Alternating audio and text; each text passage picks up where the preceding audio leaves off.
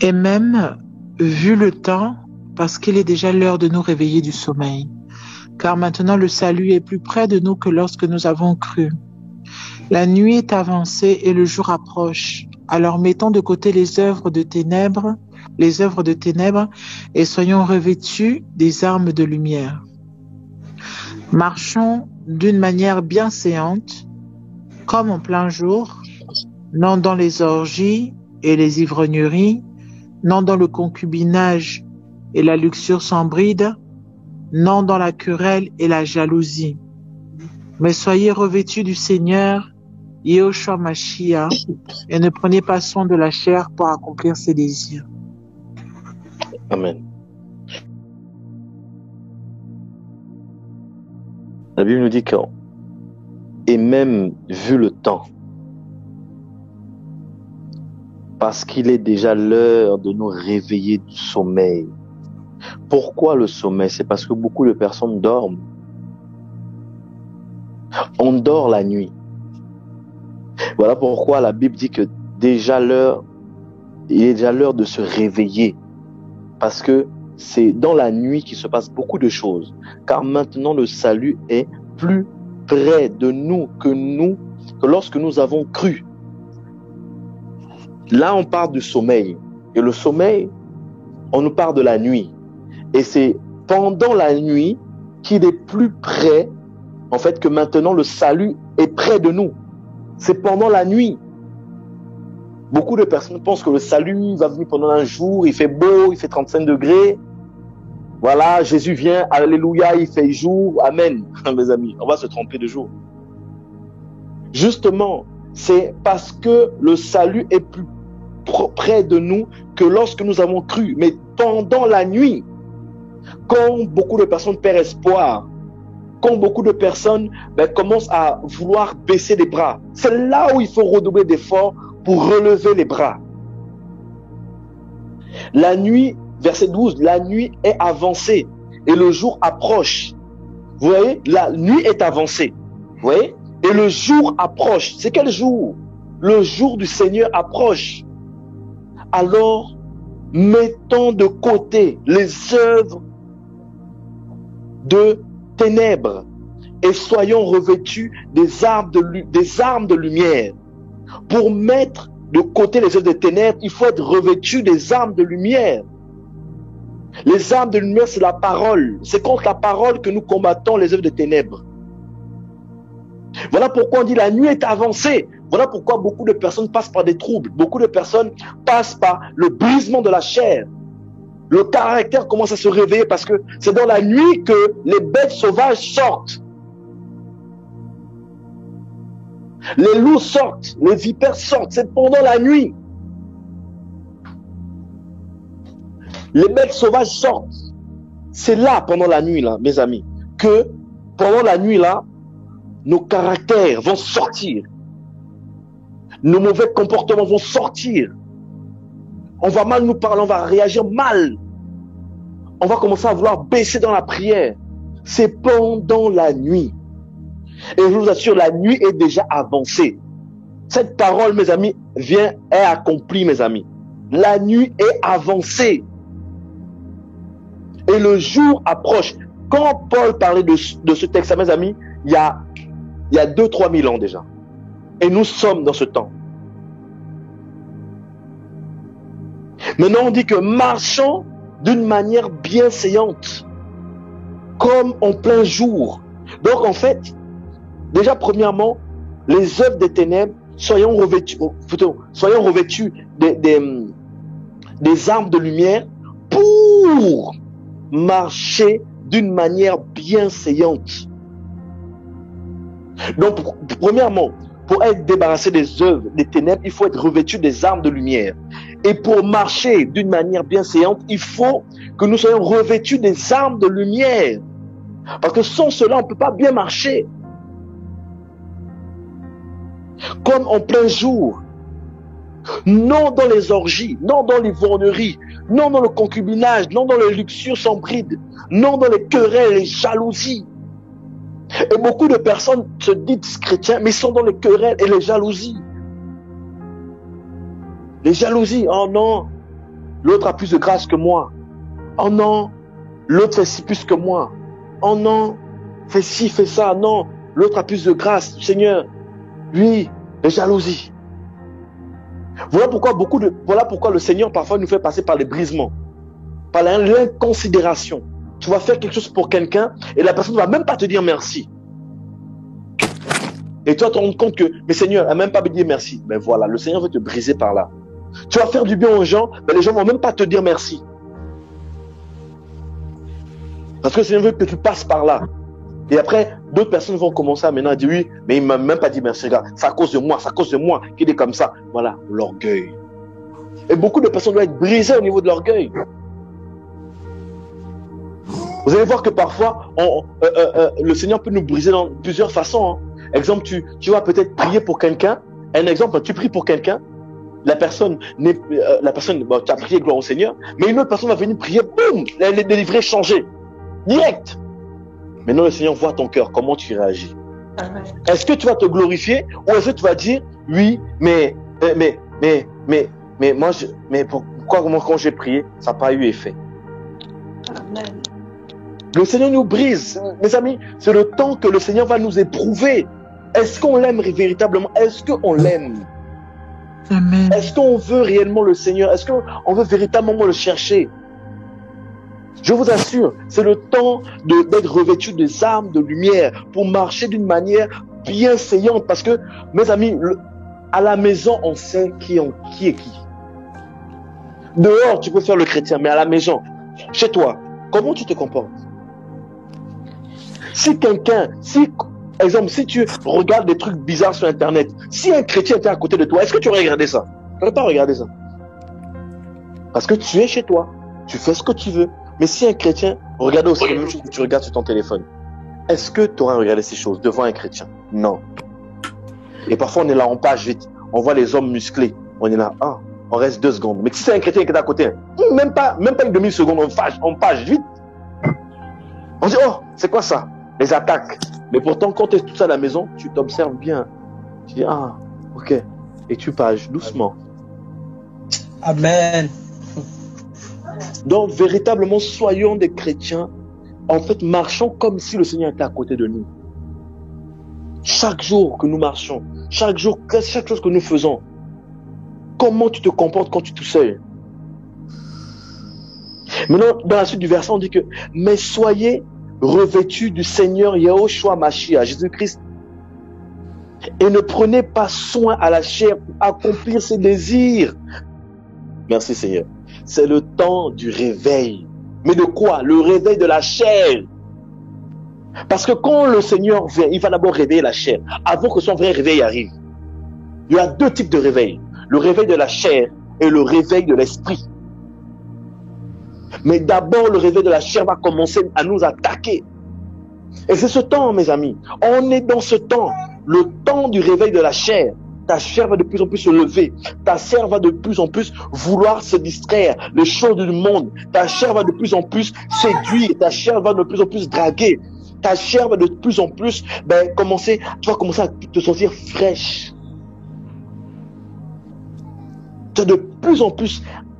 En fait, tu vas commencer de plus en plus à vouloir nourrir la chair. Ça peut être dans le manger, ça peut être dans le boire. Voilà pourquoi parfois le Seigneur nous brise. Ne mange pas. Parce que parfois on aime trop manger. Parfois le Seigneur nous dit, non, ne fais pas ci. Et on ne fait pas. Parfois le Seigneur nous dit, fais A, fais B, fais C. Il ne faut pas faire. Parfois le Seigneur te dit, reste là. Reste dans ma présence. Médite plus. Prie plus. Est-ce que tu écoutes le Seigneur? Regardez, mes amis, je vous assure, si on fait le test, on passe plus de temps avec notre téléphone qu'en prière. Mais notre téléphone, ça ne dérange pas. On perd tellement de temps dans le téléphone. Je parle vraiment aussi pour moi. Je vous assure. Mais quand on prie là, on prie 30 minutes, on dit Alléluia. Alléluia, j'ai trop prié. Ah là, j'ai trop prié. Ah Seigneur, là, bénis-moi. Parce que là, Seigneur, j'ai prié. 30 minutes, 1 heure. Oh Seigneur, Alléluia. Merci Seigneur. J'étais trop fier de ta prière. Quel orgueil. Tu vois que parce que tu pries 1 heure, d'autres prient 5 heures. D'autres prient même 1 minute, mais le Seigneur agit. Mais il est temps de faire plus, au-delà de ce que nous avons d'habitude de faire. Faisons plus avec le Seigneur. Prions, méditons, jeûnons. C'est le temps de brisement de la chair. Il ne faut plus nourrir la chair, mes amis. C'est le temps de vivre par l'esprit total. Parce que plus on approche, plus nous sommes dans la nuit là, plus les bêtes féroces vont sortir. Les loups sortent. C'est dans la nuit, mes amis, que les loups viennent attaquer. Mais si tu n'as pas le feu pour faire fuir les bêtes là, ils te mangent, ils t'atteignent. Je vous assure. Et Paul avait compris ça. Paul avait compris que il était dans le temps de la nuit. Il fallait se réveiller. Parce qu'il y avait 2 types de réveil. Le réveil de la chair et le réveil de l'esprit. Mais quand la chair se lève, mes amis, c'est le temps de prendre de l'huile. C'est le temps de garder notre lampe allumée. Amen, amen, amen, amen. C'est le temps de prendre le feu. C'est le temps de bâtir notre vie chrétienne. C'est le temps de bâtir notre communion avec le Seigneur, de crier au Seigneur, de dire Seigneur, parle-moi Seigneur, je veux être ton enfant. Je veux me rapprocher de toi. C'est le temps de crier comme cela au Seigneur. Je vous assure. Parce que je vous assure, parce que beaucoup de personnes, comment on appelle, restent sur leur état, leur acquis. Ils restent sur leur acquis. Ils prient la nuit, ils prient le matin, ils disent Alléluia. Mais peut-être le Seigneur veut que tu continues encore. Amen. Prier sans cesse, c'est pas prier matin et soir. Amen. Prier sans cesse, c'est prier continuellement. Chaque occasion, tu sors de chez toi, Seigneur, gloire à son nom. Tu pries, tu rentres dans un magasin, tu pries. Mes amis, parfois dans les magasins, tu es fléché. Achète ci, fais ci, achète ça, consomme ci, fais ci, achète ci. Il faut prier. L'ennemi veut des portes, l'ennemi veut ouvrir des portes pour nous attaquer. À chaque occasion, l'ennemi est prêt à nous attaquer, à nous détruire. C'est le temps de mettre Facebook de côté, Instagram de côté. À moins que tu partages des trucs d'évangile, il n'y a pas de problème. Mais c'est le temps de ne pas passer du temps sur Instagram. C'est le temps de passer du temps, les genoux assis, par terre, prier. C'est le temps de crier pour nos âmes, crier pour nos enfants, crier pour nos parents qui ne sont pas encore convertis. C'est ma prière. Non. Je veux voir mes parents sauvés. Je veux voir les âmes sauvées. Je veux voir le reste de ma famille, que ce soit cousin, cousine, loin, sauvé. C'est ça. Quand Dieu voulait taper une ville, détruire une ville, Moïse a prié, non Seigneur, s'il y a un seul juste, garde cette ville. Ça, c'est des prières. Ça, c'est des gens qui sont compatissants. Hein? On va te dire, dans 2 jours, tu seras sauvé. Alléluia. Tu vas dire, oh Seigneur, regarde, les autres, ils ne sont pas sauvés. Oh, moi, je vais monter au ciel. Amen. Tu montes, tu es sauvé. Alléluia. Oh là là, quel hypocrite. Tu ne penses même pas aux autres. Toi, pour toi, tu es sauvé. C'est fini. Pour toi, la fin du monde, voilà, il faut que la fin du monde arrive. Pour toi, quand tu es sauvé, tu dis, il faut que la fin du monde arrive, comme ça, moi, je monte au ciel. Là, c'est fini. Non, c'est pas ça. Ah, c'est l'égoïsme. Amen. Pensons aux autres. Prions, même quand le Seigneur veut frapper quelqu'un, même si quelqu'un t'a fait du mal, même si quelqu'un t'a toujours cassé, même si tu entends que cette personne a des problèmes. Oh, les faux chrétiens commencent à dire, oh, voilà, je dois être prévenu, bien fait pour lui. Seigneur, moi je suis chrétien, alléluia. C'est quel comportement? Moi, personnellement, en parlant de ma propre vie, ma petite bassesse, le Seigneur, avant de faire quelque chose avec moi, a commencé à m'ouvrir mon cœur, qui j'étais réellement. J'ai commencé à prendre mon cœur, à prendre quelles sont mes motivations, pourquoi je fais telle chose. Parfois même, je voulais publier quelque chose sur Internet. Le Seigneur me dit, pourquoi tu le fais? Amen, amen. Pour avoir des likes, pour avoir des vues. Amen. Pourquoi tu fais ça? En fait, il faut connaître pourquoi tu postes, en fait. le cœur. Voilà, c'est ça. Moi aussi, j'ai eu ça, c'est vrai, mon frère. Il faut commencer à étudier notre cœur, parce que le Seigneur n'utilise que des cœurs brisés, des cœurs humbles, des cœurs de chair, pas des cœurs de pierre. Voilà pourquoi parfois on est là, on veut que le Seigneur utilise-moi, fais ça avec moi, Mais attends, est-ce que tu es passé par le cœur? Est-ce que tout ton Instagram, c'est que tes photos, que tes machins, Regardez, hein. Et puis tout on poste, c'est vrai ce que le frère dit. Tout. Personnellement, je ne suis plus dans les joyeux anniversaires. Déjà, tout le monde le sait. Je ne souhaite jamais personne joyeux anniversaire. Ça, c'est moi. Je ne suis pas contre les gens qui le font. Moi, ils font ce qu'ils veulent. Mais regardez, dans toute l'année, tu as fait du bien à cette personne. Tu as fait des choses, tu lui achètes des trucs, tu as fait des trucs. Et ce mois-ci, il faut que forcément il se passe quelque chose. Et du coup, quand tu ne souhaites pas bon anniversaire, et tu regardes, tu m'as pas souhaité bon anniversaire, hein. Mais attends, tout le mois, je t'ai aidé. Tout le mois, j'ai fait ci. Mais ce mois-ci seulement, il faut qu'il se passe quelque chose. On fait la même chose avec le Seigneur. La même chose. Toute l'année, il t'a sauvé, il t'a gardé, il t'a délivré, il t'a changé, il t'a fait passer par des choses terribles que tu devais même mourir, il t'a gardé. Mais quand par hasard, un seul mois, tu demandes, Seigneur, donne-moi s'il ne te donne pas, et tu dis, ouais, Seigneur, tu es méchant. Seigneur, tu ne m'exauces pas. Seigneur, qu'est-ce qui se passe? Nanani, nanana, je veux ci, je veux ça, mais tu ne me donnes pas, Seigneur. Regarde ma situation. Toute l'année, qu'est-ce qu'il a fait pour toi? Vraiment, tu es là, tu respires, tu as ouvert les yeux. Oh non, il faut qu'on arrête, il faut qu'on change. Il faut qu'on puisse, réellement, moi le premier, il faut qu'on puisse changer. Amen. Il faut qu'on puisse connaître notre cœur. Quelles sont nos motivations? C'est le temps de la nuit. Et quand c'est le temps de la nuit comme ça, il faut se débarrasser des œuvres de la chair, ne pas la nourrir. Amen. Pourquoi tu demandes telle chose? Pourquoi tu demandes telle chose? Même dans ma propre vie, hein, je vous assure, depuis longtemps, on veut déménager. Hein. Je disais, mais le Seigneur un jour m'a fait comprendre, pourquoi tu veux déménager? Et j'ai dit, ben voilà, parce que voilà, vu la situation, vu tout ça, j'ai dit, ok, il n'y a pas de problème. Mais regarde, est-ce que tu as fini ta mission sur cette ville? Amen. Est-ce que tu as aidé les gens vers qui je devais t'envoyer pour les aider? Est-ce que tu les as finis de les aider? Et tu veux déménager? Tu veux partir? Amen, amen. Est-ce que tu as prié pour demander, Seigneur, est-ce que mon temps est fini? Qui je dois aider? Envoie-moi vers qui je dois aider dans cette ville? Qui souffre? Qui je dois aider avant de déménager? Et ça, on ne fait pas ça parce que on pense qu'à nous. On veut notre villa, on veut notre maison. Le Seigneur va t'emmener là où il y a les rats.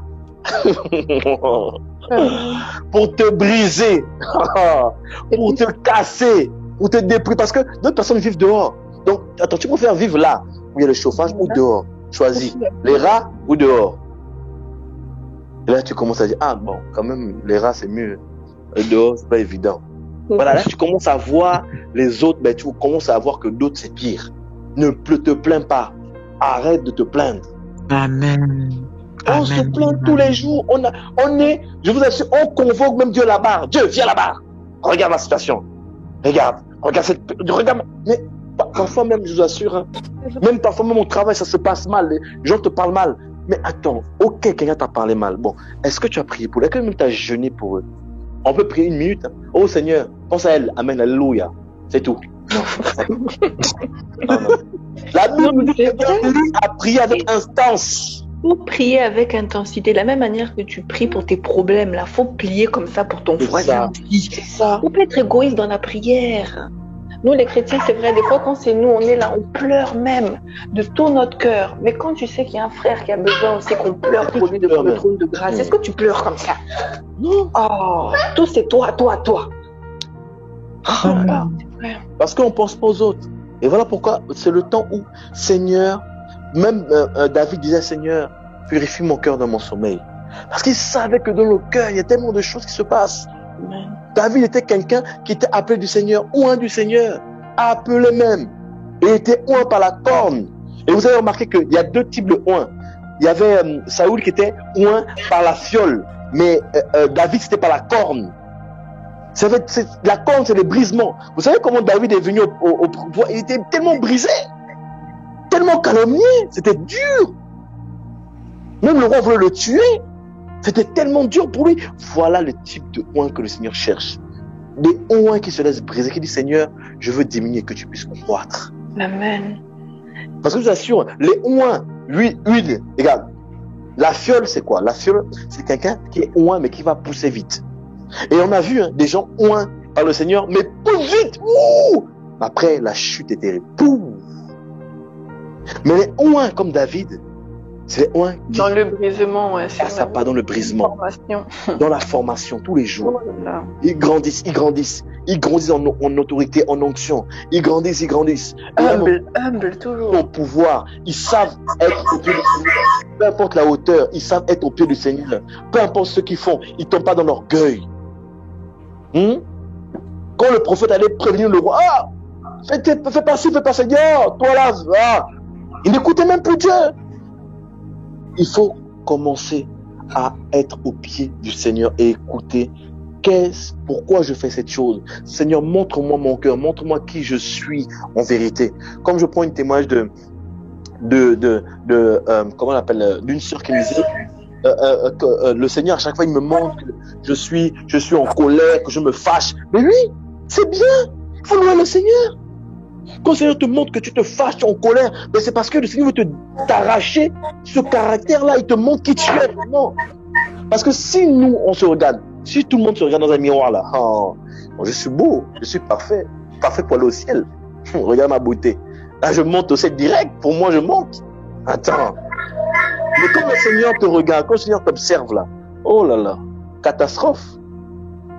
Catastrophe. Cata total. Hein? Mais le Seigneur, lui, même si tu te fâches, même si parfois tu ne comprends pas, même si tu te fâches, le Seigneur vient toujours. Qu'est-ce qu'il y a, mon fils? Le Seigneur est tellement patient avec nous, tellement doux. Il quitte son trône, il te montre qui tu es, mais il vient après à te dire, mon fils, qu'est-ce qu'il y a? Ah, il est trop bon, il est trop bon. Oh, il se passe ci, il se passe ça. Oui, mais ça va aller, mon fils. Et tu avances avec lui. Il est tellement calme. Je vous assure. On n'a pas un L dur. Il est tellement calme. Le degré de son amour, en fait, c'est une autorité qui te baisse, qui te transfère, qui te pénètre le cœur, qui te montre qui tu es. Si tu dis, Seigneur, montre-moi qui je suis. Montre-moi mes péchés secrets. Faites cette prière. Regardez, hein. Faites cette prière ce soir. Vous allez voir. Cette nuit, le Seigneur va vous montrer vos péchés secrets. Qu'est-ce que vous aimez le plus? Vraiment, recherchons les choses d'en haut. Les choses d'en haut, c'est spirituel. Et les choses qui sont spirituelles, les œuvres de l'esprit, c'est quoi? Attends, on va prendre ce verset d'ailleurs, après pour finir par là.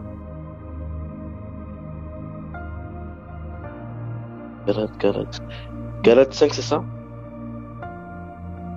Il me semble, Galates 5.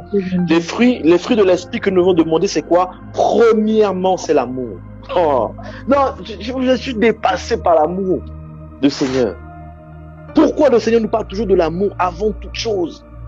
En fait, ça, c'est quelque chose que je vous assure. Hein. Je crois que quand je vais monter au ciel, je vais comprendre réellement cette réalité. Parce que sur la terre, c'est comme si ça dépasse mon imagination. C'est comme si mon intelligence n'est pas assez forte, en fait. Les fruits de l'esprit, c'est quoi? Galates 5, verset 22. Les fruits de l'esprit... Non, on va d'abord voir les fruits les œufs de la chair. On va voir c'est quoi. Vous allez discerner quels sont... Vous savez, à un moment donné, Paul disait que ne prenez pas à chaque... comment on l'appelle? Aspirez aux choses qui sont meilleures. N'aspirez pas aux choses, au lait spirituel. Prenez de la nourriture à la spirituelle pour vous bâtir et être solide. C'est pourquoi Paul disait ça, parce que aujourd'hui, en fait, Paul savait que beaucoup de personnes avaient du mal à discerner le bien et le mal. Et le bien et le mal, c'est quoi? C'est la chair, les œuvres de la chair. Et ça, c'est un problème que beaucoup de personnes doivent demander au Seigneur, Seigneur, fais-moi grandir. Aide-moi à discerner le bien et le mal. Pourquoi? Parce qu'on va prendre Galates 5, verset 17. Car la chair désire le contraire de l'esprit, et l'esprit le contraire de la chair. Et ces choses sont opposées l'une et l'autre, afin que nous ne pratiquions pas les choses que vous voudriez. Or, si vous êtes conduit par l'esprit, vous n'êtes plus sous la Torah, sous la loi. Mais les œuvres de l'esprit sont évidentes. Voilà. En fait, les œuvres de l'esprit sont évidentes. Les œuvres de la chair. Alors, excusez-moi, les œuvres de la chair plutôt sont évidentes. Ce sont l'adultère. Attends, quelqu'un qui discerne connaît que l'adultère, c'est de la chair. Ce n'est pas de l'esprit. les relations sexuelles illicites, l'impureté, la luxure sans bride, la luxure sans brise. Seigneur, je veux un 4x4. Oh, Seigneur, je veux une Toyota. Seigneur, je veux une voiture hybride. Seigneur, avec électrique. Comme ça, je pense à la planète. Les œuvres de la chair sont l'impureté, la luxure sans bride, l'idolâtrie, la sorcellerie. La sorcellerie, en fait, c'est aussi les jalousies. En fait, si quelqu'un est jaloux, il est sorcier.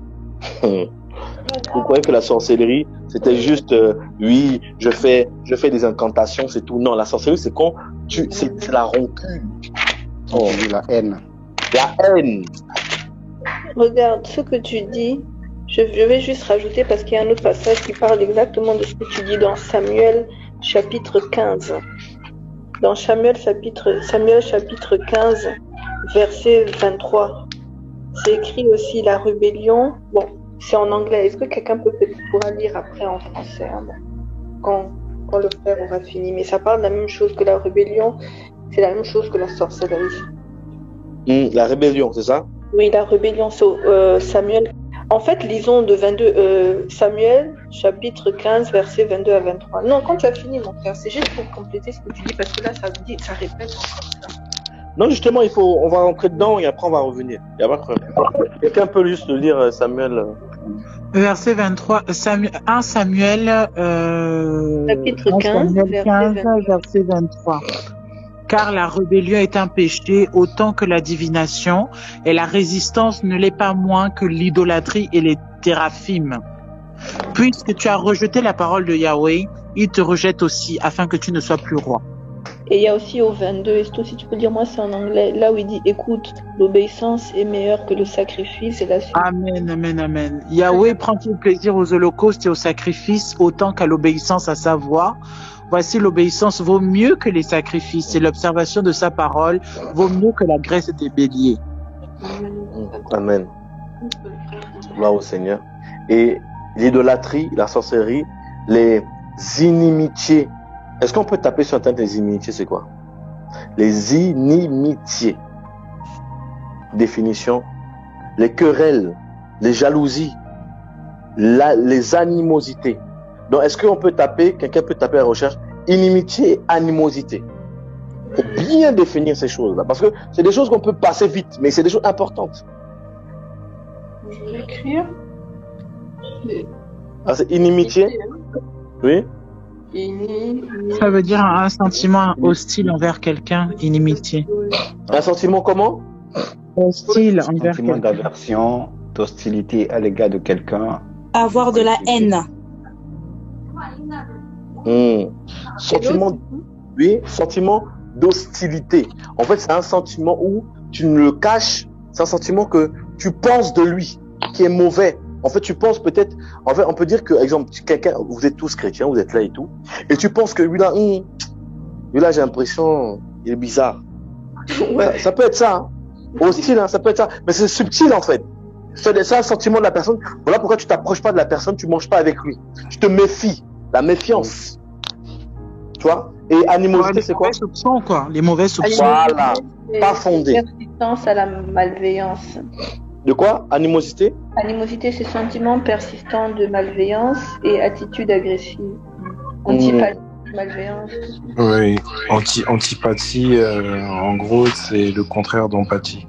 En gros, tu te mets pas à la place de la personne. Voilà, c'est terrible, hein. Ouais, que quand on prend des petits trucs comme ça, là, moi avant je passais vite. Animosité, je passe vite. Oh, je comprends c'est quoi. Alors que quand tu définis bien, je dis, en fait, c'est des petits trucs comme ça dans le cœur. Et c'est des petits trucs comme ça dans le cœur, tu te mets pas à la place des autres. Tu vois un peu? Pourquoi? Parce que quand quelqu'un, ton ennemi, a faim, passe par une situation difficile, tu te mets pas à leur place. Et voilà pourquoi tu pries pas, tu ne jeûnes pas pour eux. Voilà. On est dans une génération qui manque de jeûne, qui manque de prière.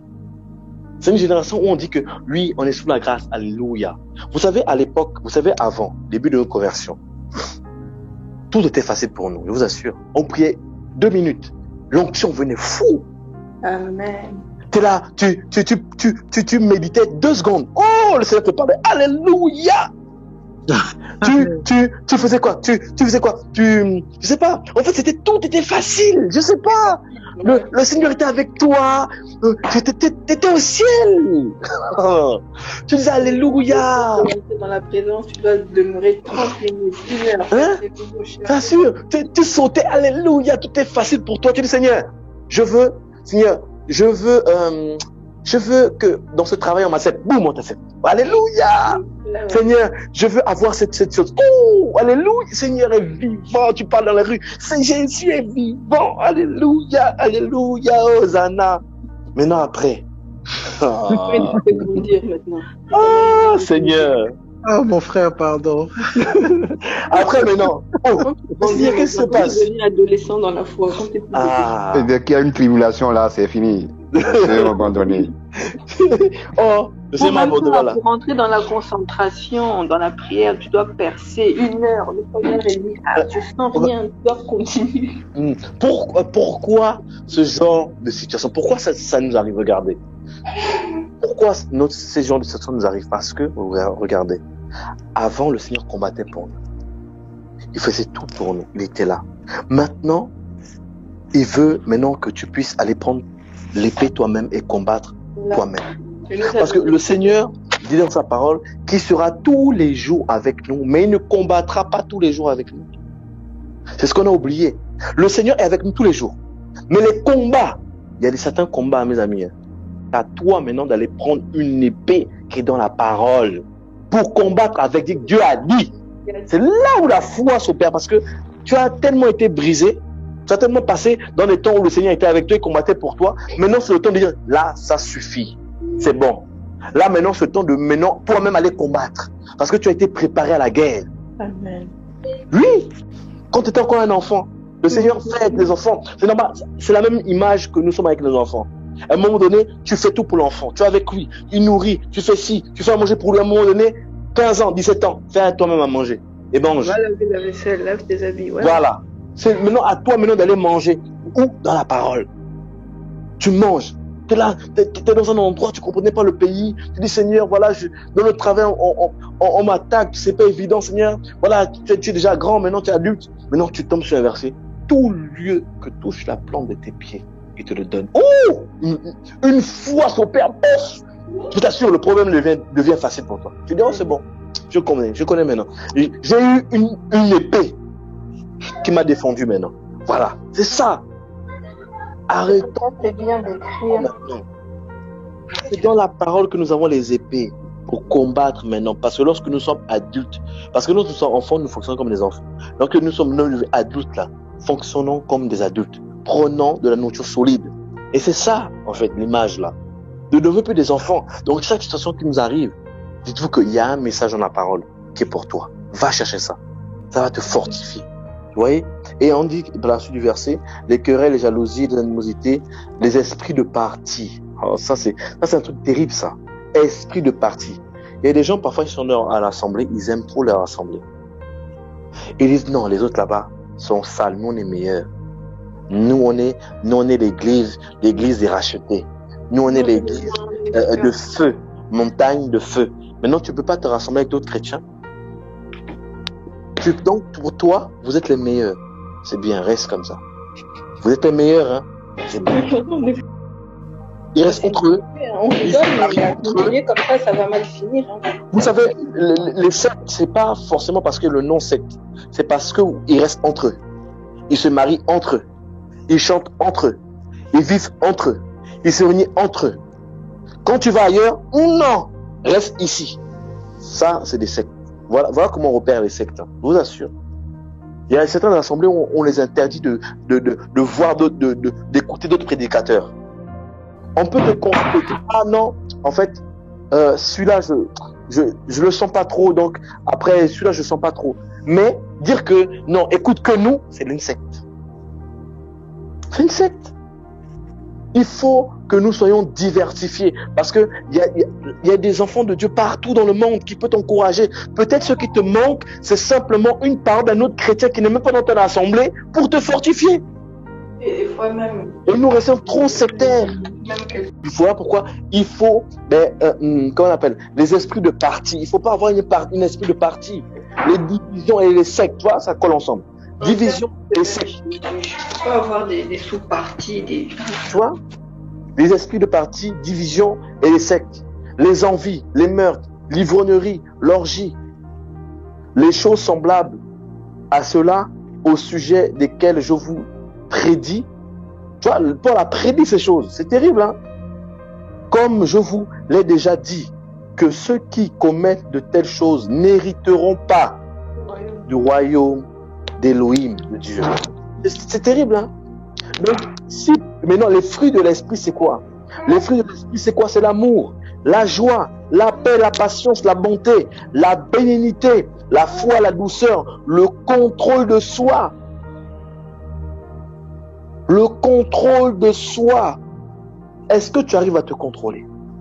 C'est ma question. Beaucoup de personnes ignorent le contrôle de soi. C'est une ignorance qui nous emmène parfois en enfer. Le contrôle de soi. Est-ce que tu arrives à dire stop à ta chair? Est-ce que quand ta chair est trop poussée par ces choses, dis stop? Parfois ta chair est trop poussée au téléphone, tu dis stop. Est-ce que tu arrives à faire ça? Ou tu te laisses balader par la chair, par les envies, par les choses comme ça? Je vous assure, un moyen de discerner que nous sommes tellement dominés par la chair, c'est quand on ne jeûne plus. Remarquez, hein, on ne jeûne plus. Pour nous là, jeûner ça devient difficile. Un jour déjà, c'est comme si tu mourais, comme si tu allais à la morgue. Un jour, c'est comme si c'était dur pour toi. Oh, ta tête, regarde, juste ta tête. Toi t'es bizarre, qu'est-ce qui t'arrive? Juste un jour de jeûne, hein. Regarde la tête, la tête que tu fais déjà. C'est comme si tous les problèmes du monde c'était sur toi. Un jour seulement. Ta tête. T'es comme si t'étais démoralisé. T'arrives, et t'attends que l'heure arrive, tu prévois déjà, 18h arrive, tu dis que j'ai préparé mon poulet. Tu prépares tout. 18h pile! Oh, alléluia! Seigneur, merci! C'est vraiment des exemples pour vous montrer que parfois la chair là, nous pousse à faire des choses là. Hein? Parfois, en fait, je vous assure. Si tu as du mal à jeûner, c'est que tu dois jeûner. Si tu as du mal à prier, c'est que tu dois prier. Discernons les choses comme ça. Parfois, il y a des choses que nous demandons, il y a des combats que nous devons subir. Nous écoutons pas assez le Seigneur. Et il y en a ici, de connectés là. Le Seigneur m'a montré toute cette vision là. Il y en a ici là. Le Seigneur les réveille la nuit. Ils dorment, ils redorment. Le Seigneur les bouscule la nuit. Réveille-toi, prie. Ils dorment. Ils dorment. Il y a des gens là, le Seigneur veut les faire passer à autre chose. Mais c'est pendant la nuit. On a lu le verset, hein. La nuit est avancée. C'est quand la nuit là, c'est dans. Je vous assure, il y en a là, le Seigneur veut pas qu'ils dorment la nuit, le Seigneur veut qu'ils prient. Parce qu'il y a des gens qui veulent démolir, casser dans leur vie. Mais voilà, ils se laissent emporter parce qu'ils ont trop mangé et ils dorment. Voilà. Même dans la Bible, il y avait cette partie, quand Jésus avait demandé aux apôtres de veiller avec lui. Et quand il est revenu et tout, c'était en train de dormir. Il a même dit, dormi. D'entre vous n'a pu veiller avec moi même 1 heure. On voit même 1 heure, il n'arrive pas. Tu vois un peu, pendant la nuit là, les bêtes sauvages sortent. Pendant la nuit, ils sortent. Et toi, tu ne veilles pas. La Torah n'est pas contre ces choses. Mais ceux qui sont au Mashiach ont crucifié la chair avec ses désirs. Ils ont crucifié la chair avec leurs désirs. Si nous vivons par l'esprit, marchons aussi par l'esprit. Si toi tu dis je vis par l'esprit, marche par l'esprit. Ne devenons pas ardents pour une gloire sans valeur. Nous provoquons les uns les autres. Nous envions les uns les autres. Vous savez, il y a beaucoup ce genre de choses, des envies des uns les autres, tout ça. Donc vraiment, marchons par l'esprit. Remarquons l'esprit. Vous savez, hein, quand il nous arrive des difficultés, quand il nous arrive des situations difficiles, ou peut-être notre famille, nos parents ou nos filles commencent à tomber malades, vous allez voir les chrétiens tellement spirituels. Amen. Tu jeûnes même, t'as même plus envie de manger.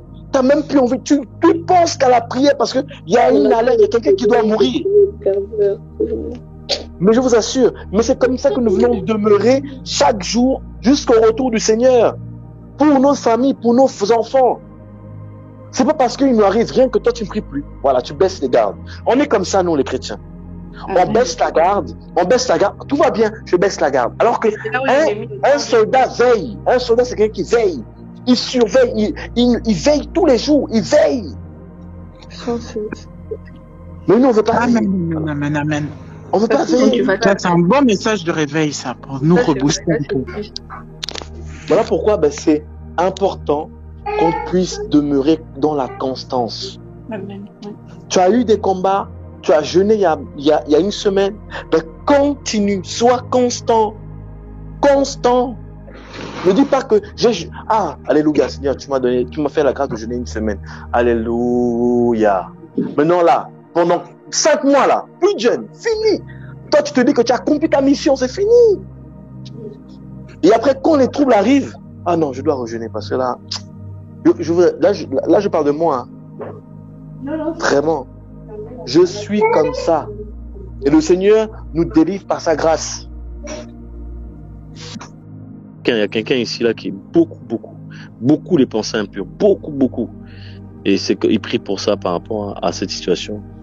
Donc voilà, c'est normal, voilà, beaucoup de choses se réveillent, la chair se réveille, donc il y a beaucoup de pensées impures qui rôdent. Mais voilà, prions le Seigneur, voilà, le Seigneur seul peut te garder, te laver, et tu as besoin de l'eau de la parole. C'est avec la parole que nous nous débarrassons des pensées impures, et la prière, et l'adoration aussi. Donc voilà, que le Seigneur soit béni.